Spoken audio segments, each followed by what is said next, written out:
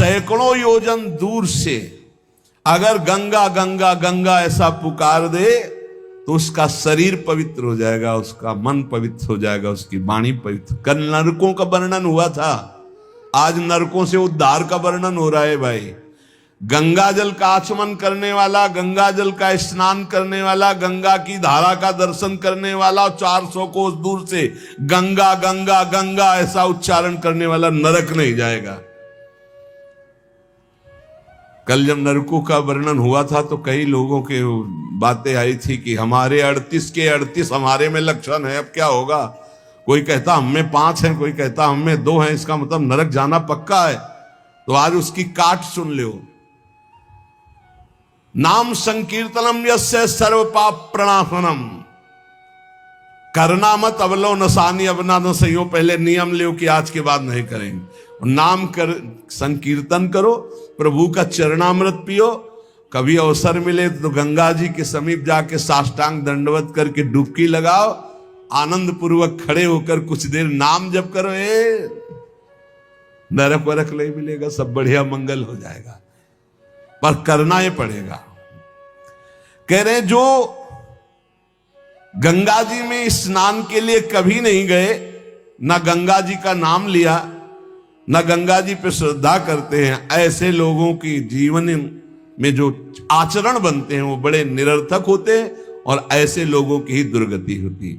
पर गंगा जी का एक बार का स्नान निष्पाप कर सकता, पूर्ण विश्वास होना चाहिए। एक बार हरिद्वार में बहुत लोग गंगा स्नान कर रहे थे। पार्वती जी ने कहा कि देखो इन सबका उद्धार पक्का हो गया, क्योंकि हम देवी की महिमा को जानती गंगा की। ये सब स्नान करके, पूर्णिमा का पर्व है, ये स्नान कर रहे पक्का निष्पाप हो गए। महादेव जी ने कहा नहीं नहीं नहीं। बोले क्यों प्रभु? बोले इनमें कोई गंगा स्नान कर रहा है, सब पानी में डुबकी लगा के आ रहे हैं, गंगा में थोड़ी लगा के। बोले प्रभु आप भी एक आश्चर्य में बात करते, सब देखो ना कितने भाव से नहा नहा के आ रहे हैं। बोले अच्छा इनको विश्वास नहीं गंगा जी पे, इसलिए पानी पे डुबकी लगाते हैं। कोई एक होगा जिसे विश्वास होगा। देखो अभी हम परीक्षा करते हैं। रास्ते में बैठ गए तो फिसल के जैसे गिर गए हों, ऐसे वृद्ध का रूप रख के गिरे हुए। अम्बा जी तो नवीन रूप धारण करके बोले जो निकले उससे जो हम कहें सो कहो। तो जो महादेव जी ने सिखाया तो कहते भैया ये हमारे पति देव गिर गए हैं, थोड़ा हाथ सहयोग दीजिए, पकड़ के उठा दीजिए, अकेले उठ नहीं रहे, आप आइए। और जब कोई आने लगे तो कहना निष्पाप पुरुष ही हमारे पति को छू सकता है, अगर पापी छुआ तो भस्म हो जाएगा। बस इतना तुम्हें बोलना है, ठीक है। अब जो निकलते बोले भैया आप गंगा नहा के आ रहे हो? बोले हाँ। तो बोले आप तो निष्पाप हो ही गए, हो गए, हमारे पति फिसल के गिर गए, हमारे पति निष्पाप हैं, और जो निष्पाप पुरुष इनको निकाल सकता है, अगर कोई पापी छू लिया तो भस्म हो जाएगा, आप सहयोग करो। बोले गंगा तो नहा के आए पर पाप बहुत तो हुए हो, अगर कहीं पाप नष्ट न हुए हो तो भस्म ही हो जाएंगे। नहीं, कोई नहीं, किसी की हिम्मत नहीं पड़ी कि महादेव जी को निकलवा दे, क्योंकि जहां ये कहती कि अगर पापी पाप तो हुए हैं यार, अब पता नहीं गंगा नहाने में नष्ट हुए कि नहीं नष्ट हुए, बेकार को भस्म हो जाए इससे। उनमें एक आदमी सरल भाव से गंगा गंगा गंगा माँ गंगे माँ गंगे स्नान किया और बोले भैया हमारे पति को निकलवा। बोले अच्छा भैया, लुटा रखा। बोले भैया एक बात सुन लो, हमारे पति निष्पाप हैं, अगर पापी पुरुष छुएगा तो भस्म हो जाएगा। तो बोले भैया आपको विश्वास नहीं, गंगा मैया में स्नान करके आ रहा हूं, अब भी पापी हूं। और तत्काल भगवान बाहर निकाल किसी को। जब वो चला गया तो भगवान शिव ने कहा ये केवल गंगा स्नान करके आया है, इसकी अर्थात भाव विद्यते देवा ना पाषाणे ना मूर्तये। यदि हम भगवान के नाम, भगवान के धाम, भगवान के इन पावन तीर्थों पर दृढ़ विश्वास करते तो बहुत जल्दी लाभ प्राप्त होता है। ये विश्वास के लिए सुनाता है शास्त्र, ऋषि मुनि सब, ये विश्वास के लिए सुनाते। हमें दृढ़ विश्वास कर लेना चाहिए कि अब हमारा कल्याण तो हो ही गया। जैसे गंगा जी क्या है? भगवान श्री कृष्ण का चरणामृत है। गांगम वारी मनोहारी मुरारी चरणच्युतम त्रिपुरार शिरश्चार, जिसे भगवान शिव मस्तक पर धारण किए। अपने लोग रोज चरणामृत पीते हैं। किनका? प्रिया प्रीतम का। अब और गंगा की जरूरत पड़ेगी? जहां से गंगा प्रकट हुई उनके सर्वांग स्नान का जल यमुना जी, जब यमुना जी गंगा जी से मिली तो गंगा जी ऐसे होकर प्रणाम मुद्रा में मिली यमुना जी से। यमुना जी ने कहा तुम्हारा हो भाग्य कि तुम जगत पावन करने वाली गंगा हो। तो उनका तुम्हारे सामने मेरी कोई सामर्थ्य नहीं, क्योंकि तुम में प्रभु पूर्ण अवगाहन करते, हम तो प्रभु के चरण धोवन मात्र हैं, आपके ऊपर तो पूर्ण प्रभु की कृपा है। ब्रजेंद्र सोनु राधिका हृदय प्रपूर्य महारसाब्द पूरयो रिवातिथि वेगता रसैक सीम राधिका पदाब्ज भक्ति साधिका तदंग राग पिंजर प्रवाह। श्री लाडली लाल का अंगराग लेकर प्रवाह करती है। ये अपने कल्याण की अब कोई चिंता रह गई? रोज जो चरणामृत पान करता है, काल मृत्यु हरणम सर्वव्याधि विनाशनम श्री कृष्ण पादोदकम पीत्वा पुनर्जन्म न विद्यते, बस विश्वास हो। रजराली लगाते हैं, राधा राधा बोलते हैं, अब कोई जरूरत कल्याण की। दृढ़ निष्ठा रखो। पर हम कितनों को रोते देखते हैं इस बात के लिए कि हमारा कल्याण हो जाएगा, हमारा अगला जन्म नहीं होगा। उनको चाहिए कि तुम लिखा पढ़ी करके दे दो। अरे विश्वास मानो यार, विश्वास मानो। कल्याण स्वरूप आप हो चुके हैं, धाम में बैठे हैं, पर आपको विश्वास है नहीं। हित दूध जो विश्वास है तब वही सुधरे बात, ना तरु माया पंथ में फिरे जो टक्कर खात। ये विश्वास करो, एक एक बात कल्याण करने वाली है। भगवती गंगा जी 400 कोस दूर से गंगा गंगा बोले तो भगवान के धाम भेज देती निष्पाप करके। ऐसी महामहिमा श्री गंगा जी के स्मरण में, अवगाहन में, आचमन में, स्नान करने में है। अब ध्यान दो के सुनो, जो न गंगा नहाता है, न नाम जप करता है, न भगवत सेवा करता है, तो पशु योनि में जाता है। कह रहे हैं पूति गंधम तमोमेध्यम वर्जनीयम प्रकीर्तितम पूर्वद भक्षणे प्रीता अद्य पापम करोति च स्तेयशीलो निशाचारी बुद्धैर्गेयः सवंचकः अबुधा सर्वकारेषु अज्ञाता सर्वकर्मसु समयाचारहीनस्तु पशुरेव स बालिसाः। ये पशु योनि में जन्म लेंगे ऐसे लोग। कैसे लोग? नरक जाएंगे, कल चर्चा। गंगा जी की महिमा अपार। अब सुनो, पशु योनि में कौन जाएगा?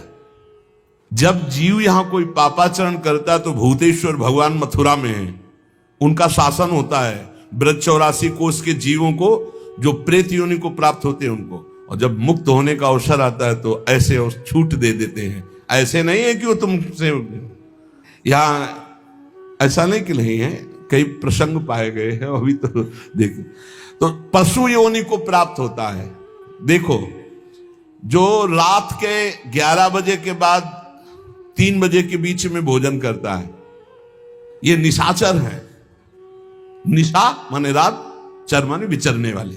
रात में खाना, रात में तुमको 8-10 बजे तक भोजन कर लेने का नियम।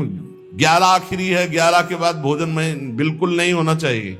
ये रात नहीं है ऐसे कि तुम्हारा जब मन आए तब भोजन। 11 से लेकर 3 बजे के बीच में बिल्कुल नहीं। शांति से भजन करो, सो जाओ, उपद्रव मत करो। अब सीटियां बज रही हैं 12 बजे, चलो होटल में चलते 12 बजे खाने, ऐसे लोग जाते हैं। पशु योनि निश्चित।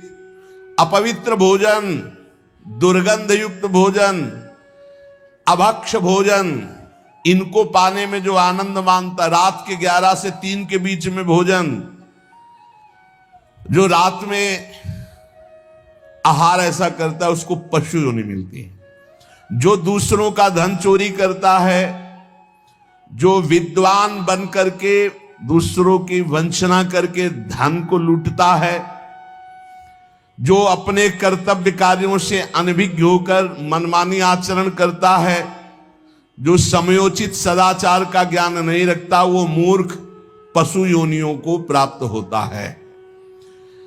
जो हिंसक स्वभाव का है, जो अपने परिवार वालों को पीटता है, गाली गलौज, थोड़ी सी संपत्ति के लिए मारपीट, ऐसी लड़ाई झगड़ा, कलहप्रिय, कायर, कुत्ते की योनि को प्राप्त होता है। लिखा हुआ है वो कुत्ते की योनि को प्राप्त होता है। जो थोड़े से हिस्सा के लिए भाई बंधुओं को मारपीट, कलह, लड़ाई झगड़ा, इस तरह का व्यवहार, हिंसक स्वभाव, क्रूर स्वभाव, इनको कुत्ते की योनि प्राप्त होती है। जो चंचल स्वभाव, देखो कुछ न कुछ करते जा, बैठे तो पैर हिला रहे, वो मतलब शांत नहीं रह सकते, उनके शरीर में वाइब्रेट होता रहता है। वाइब्रेट जैसे मोबाइल नहीं झनझनाता रहे, वो झनझनाते रहे। सुन लो भाई क्या बनोगे। और जो दूसरे के भोजन के लिए लालायित रहता है, कहां से निमंत्रण आ जाए, कैसे हो जाए, क्या व्यवस्था बन जाए, सुनो। और जब चलता है ना तो बेढंगे ढंग से चलता है, बेढंगे ढंग। और दूसरों की वस्तु देकर लुभायमान होकर छीनने का स्वभाव करता है, उसका अगला जन्म बंदर का मिलेगा, पशु योनि में बंदर बनेगा। जो वाणी से सदैव कटु बोलता है, कुटुंबियों से द्वेष करता है, लोगों की चुगली खाता है, उसे अगला जन्म सर्प योनि का मिलेगा। कुटुंबियों से द्वेष करता है, दूसरे की चुगली खाता है, उद्वेगजनक वचन, उद्वेग माने भारी क्लेश पहुंचाने वचन, दूसरे की निंदा करना, चुगली करना, तो विषधारी सर्प बनता है। जो शरीर से बलवान दीन जनों के ऊपर आक्रमण करके खूब पिटाई मार करना, माता पिता को मारना, ऐसे गरीब जनों को, दीन जनों को मारना, निर्लज और मांस भक्षण करने वाला, उसको अगले जन्म में क्रूर मांस भक्षी, जैसे हाइना, सिंह, सियार, ऐसी योनियों को दिया जाता है। क्रूर हिंसक पशु, सिंह जैसे है, जैसे लकड़बग्घा, हाइना लकड़बग्घा है, भेड़िया है, ऐसे जो मांस भक्षण करने वाले हैं, जिनकी आवाज दूसरों को सदैव दुख ही देती है। बोलने का मतलब है दुख ही देना। जो दूसरे को, अब जैसे जा रहे हैं, जंजीर खींचा, वैसे ऐसे वो गिर गए, उनके अंग भंग हो रहे, वो समझ रहे 30-40 हजार की सोने की चैन खींच ली तो हम ब्रह्मा बन जाएंगे। देखो उनको क्या बनना पड़ेगा। जो दूसरों को भय प्रदान करते हैं, दूसरों की संपत्ति छीन लेते हैं, ऐसे लोग अजगर योनि को प्राप्त होते। भूखे मरो जब कभी अवसर मिल जाए तब। ऐसे ये जो दूरदृष्टि न रख के वर्तमान दृष्टि रख करके केवल भोग के लिए दूसरे के दुख का कारण बनते हैं, केवल उनके चिंतन यही चलता रहे, कहां से क्या खा लूं, कहां से क्या उठा लूं, कहां से क्या, बोले हाथी की योनि को प्राप्त होते हैं, वो पशु हाथी योनि को। इस तरह से 83,99,999 योनियां हैं। जो भजन नहीं करते, भगवत विमुख हैं, उनको सब क्रमशः ये प्राप्त होती है। उपासक को चाहिए कि कम से कम इतना तो कर ले कि अगला जन्म मनुष्य का हो जाए, फिर भजन करे अगर कोई कमी रह गई हुई। अगर आप नाम जप करेंगे और एक बात ध्यान रखेंगे कि दूसरों को दुख ना पहुंचने पावे, तो पक्की बात है भगवान की कृपा से अगर भगवत प्राप्ति नहीं हुई तो दूसरा जन्म होगा मनुष्य का, और बहुत महान भक्तों के बीच में जन्म होगा। जन्म से ही भजन प्रारंभ हो जाएगा और आप यौवन अवस्था प्राप्त होते होते भगवत प्राप्त हो जाएंगे, काम हो जाएगा आपका। भजन एक ऐसी वस्तु है जो आपको बचा सकती है। अब इसमें कह रहे हैं कि जैसे आप भजन मार्ग में लगे हुए हो और आपको कोई गाली दे रहा है, आपने पलट के गाली दे दी तो आपका भजन क्षीण हो जाएगा। इसलिए भजन को बचाने के लिए कह रहे, अकार पण्य मपारुष्यम संतोषा सरदधानता, ये ब्रह्म ऋषियों की बातें हैं, बहुत काम की बातें हैं। अनुसूया गुरो पूजा दया भूतेश्व पैशुनम सद्वीरेश दमः प्रोक्तो ऋषि शांत बुद्धि भी। अकार पढ़ने माने उदारता। भजन किससे बचेगा? उदार बुद्धि।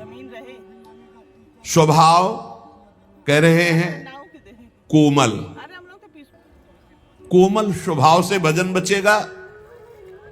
संतोष वृत्ति से भजन बचेगा, गुरु इष्ट पर श्रद्धा वृत्ति से भजन बचेगा, दोष दृष्टि किसी पर ना हो इसका अभाव हो इस तो भजन बचेगा, गुरु शुश्रूषा सेवा से भजन बढ़ेगा, प्राणियों पर दया तो भजन बढ़ेगा, किसी की भी चुगली ना करना, संत और ऋषि मुनियों का संग करना, इससे भजन बढ़ता है, पचता है। भजन किससे नष्ट होता है? तो कह रहे हैं जब अवमाने न कुप्येत सम्माने न प्रहस्यति सम दुखो सुखो धीरा प्रशांति इति कीर्त्यते। जब तुम्हारा अपमान हो और तुम उसका बदले में अपमान कर दो तो तुम्हारा भजन क्षीण हो जाएगा। और यदि अवमाने न कुप्येत, अगर तुम्हारा अपमान हो रहा तुमने क्रोध नहीं किया, तुम्हारा सम्मान हुआ तुमने सम्मान स्वीकार नहीं किया, बचना भाई, इससे बचना, ये अगला जन्म नहीं होने देंगे। अगर ऐसा उदारता, कोमल स्वभाव, संतोष, श्रद्धा, दोष दृष्टि का अभाव, गुरु सेवा, प्राणियों पर दया, चुगली ना करना, निश्चित निश्चित अगला जन्म नहीं होगा। आप अपने भजन को बचाएं। जब कोई आपका अपमान कर रहा हो तो आप उसके बदले में उसका अपमान ना करें। यदि आपको क्रोध आ गया अपमान करने पर तो आपका भजन का फल क्षीण हो जाएगा। यदि सम्मान हुआ, आप आनंदित हो गए कि हमारा बड़ा सम्मान हो, तो आपका भजन क्षीण हो जाएगा। इसीलिए श्रीपाद भी कह रहे हैं सम्मानम कल्याति घोर गर्लम नीचापमानम सुधा, श्री राधा मुरली धरो भज सके वृंदावन मात्यन। जब कोई सम्मान करे तो उसे भारी विष के समान समझो। सम्मानम कल्याति घोर गर्लम, जैसे बढ़िया खीर मिल रही हो, कान में कोई आके कह दे विष पड़ा है तो आप नहीं खाओगे। ऐसे ये सम्मान, प्रणाम, नमस्कार, वाहवाही ये तुम्हारे भजन के नाश करने के लिए है, ये विष है, इसे मत पीना, स्वीकार मत करो। विश्व नमन करे करने दो, तुम स्वीकार मत करो, तुम हर्षित मत हो। और जब अपमान हो तो उसका अपमान करने वाले का कभी अपमान न करना। धीर पुरुष, प्रशांत पुरुष अपने भजन को ऐसे बचा ले जाता है। जैसे कोई अपमान कर रहा है, बहुत बड़ा अमृत है, सच्ची मानिए। जिसका अपमान हो रहा है वो साधु पुरुष जब अपमान सह जाता है तो उसका भजन बढ़ता है, वो सुख से भगवान में शयन करता है। और जब अपमान हुआ और अपमान दूसरे का कर देता है तो उसका भजन क्षीण हो जाता है, वो अशांत होकर के फिर जगत में शयन करता है। वाला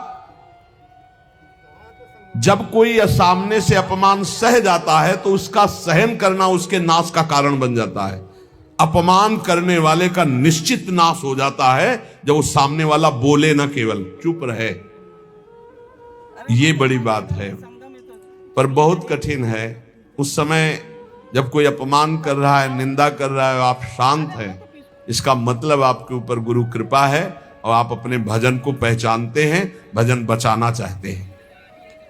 अपमानित होने पर चाहिए कि अपमान करने वाले की ना बुराई सुने ना बुराई करे। जैसे कोई आकर बहुत नीच आदमी आपको गाली दे रहा था, कान में अंगुली डालो, नहीं भाई वो नीच नहीं, भगवान उसके अंदर बैठकर मेरी परीक्षा ले रहे थे, मुझे पुष्ट कर रहे थे, वो नीच कैसे हो सकता है?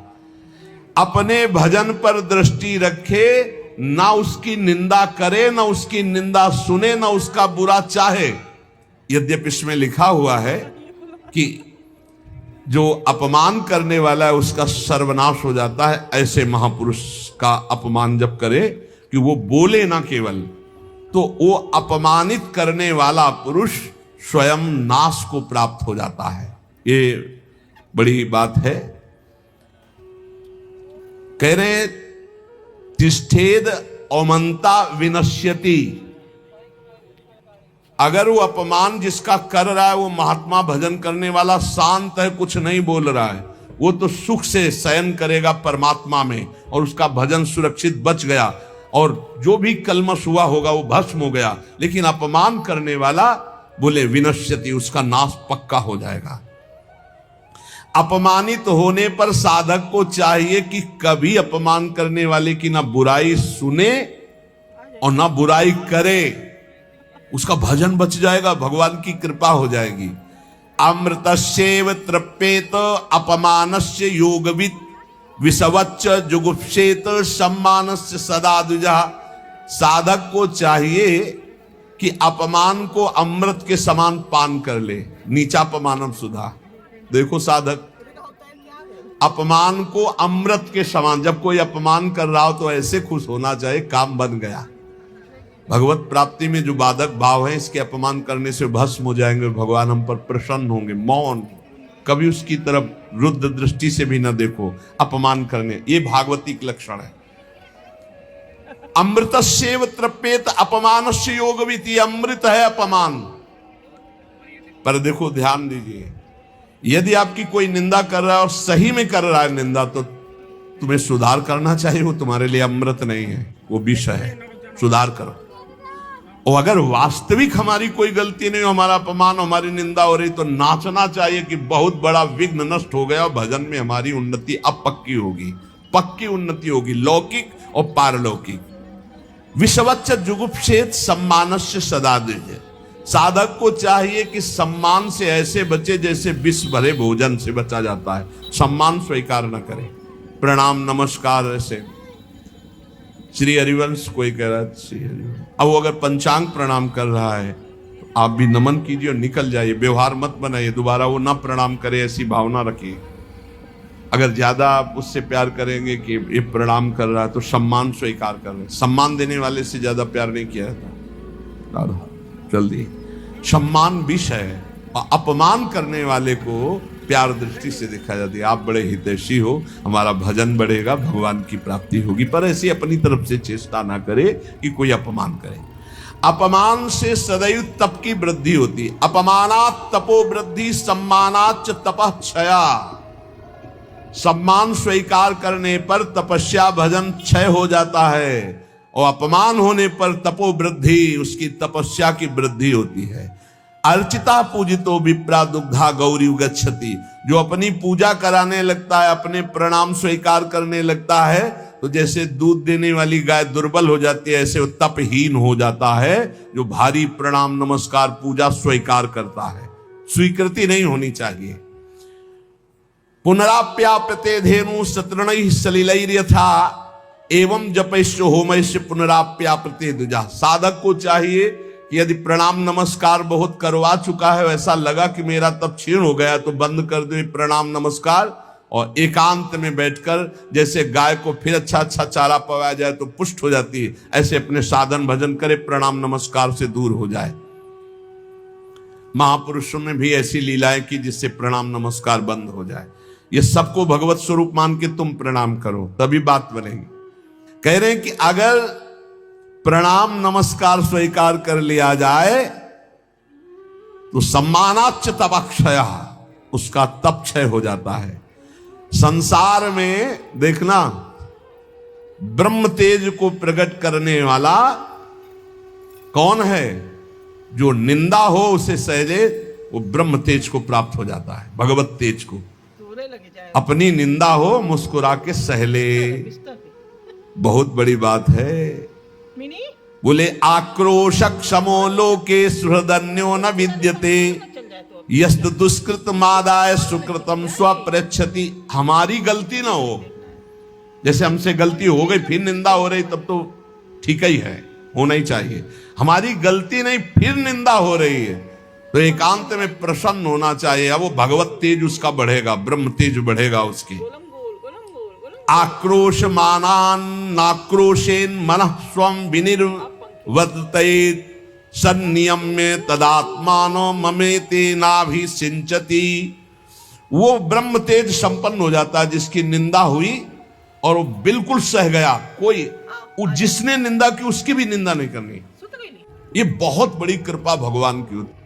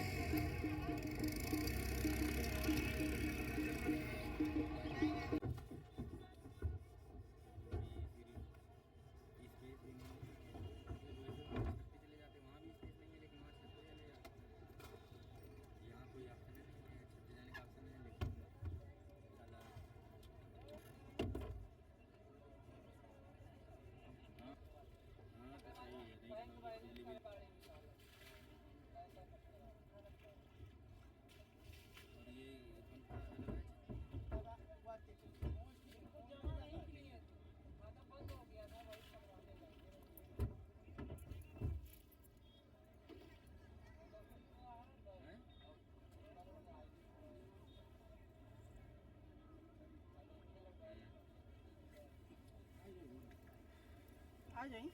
पहुंच गए क्या हम लोग? अच्छा तो पहले से था।